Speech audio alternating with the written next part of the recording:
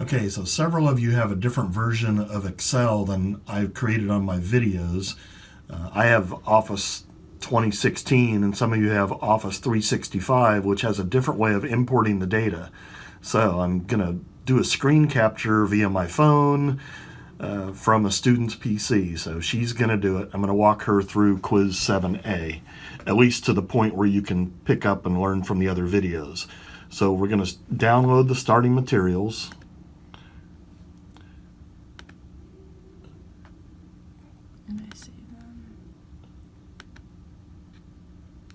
So put it on the desktop. This is a zipped folder. She downloaded all the files in one. So now we're going to go over to Open Folder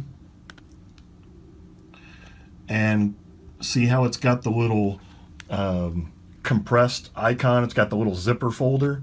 Right click on the folder. Oh, you can click up there and hit extract. That's cool. That'll work. Hit extract.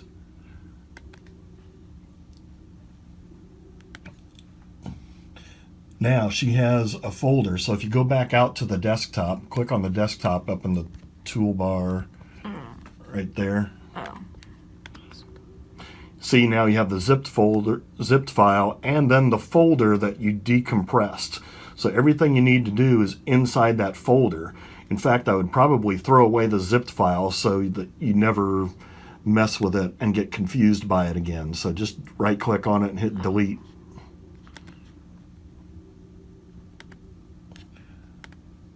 Okay, now we're going to open up a new Excel file and then import the data from that CSV file. So we're going to create a new empty file, go up to Data, from Text CSV. Now go to your desktop and open up that folder, and there's a CSV file in there. Double click on that, and now this weird wizard thing opens, and what we have to do is hit edit down on the lower right hand corner, and now scroll over to the right to the zip code or postal code column. What is it called? It's pretty far out there. Postal code. Click, see that top row? It says Braintree, Massachusetts 2184. By default, it's going to want to change all of the numbers, all of the zip codes with leading zeros, and wipe out the leading zeros, because this data column is being brought in as a general or whole number or something. So we need to change this import strategy to text. So click on that postal code header, the word postal code, then go up to the ribbon where it says transform,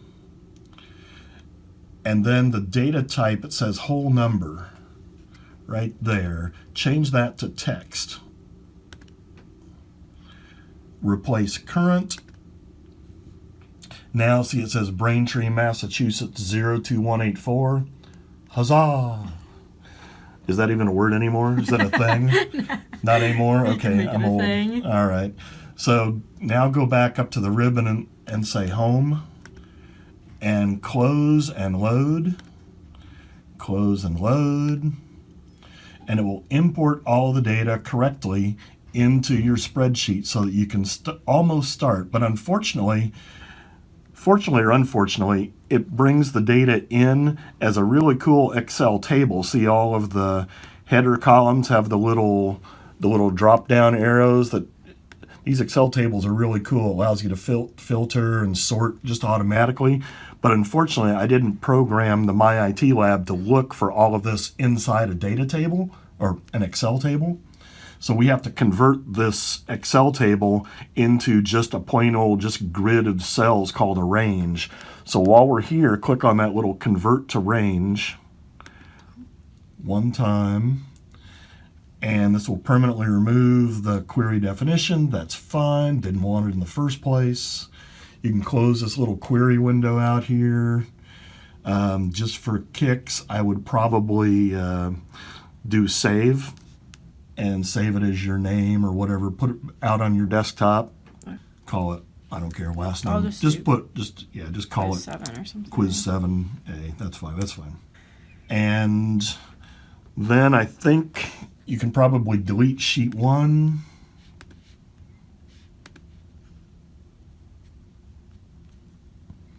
And rename sheet 2 as sheet 1. And now you're good to go. Thank you. Signing off. Have a great spring break, everybody.